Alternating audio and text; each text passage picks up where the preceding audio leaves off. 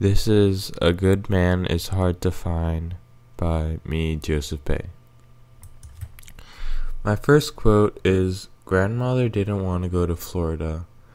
She wanted to visit some of her connections in East Tennessee, and she was seizing every chance to change Bailey's mind. Page 255.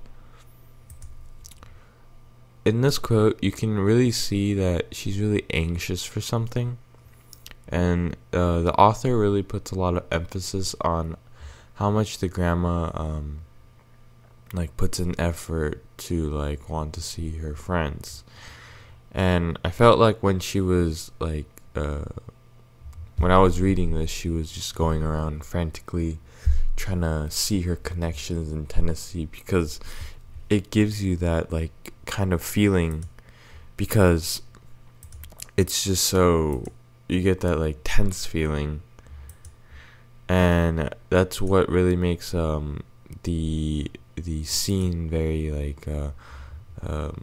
fast in a way. My second quote is, Hiram and Bobby Lee returned from the woods and stood over the ditch, looking down at grandmother, who half sat and lay in a puddle of blood, with her legs crossed under her like a child's, and her face smiling up at the cloudless sky. The situation is very ironic, but at the same time, it's really real, because you can tell, when she's sitting in the puddle of blood, she has a smile on her face. It's really ironic, because usually you associate death with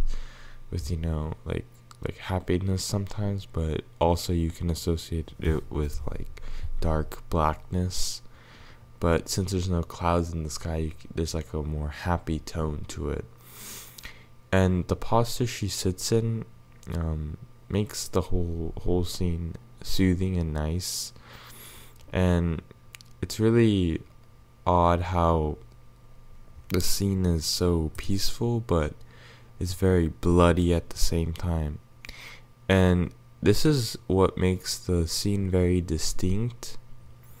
And in a way, there's the grandma is really unique to the story, because she is really she's dead in the end, but she really was a different type of character.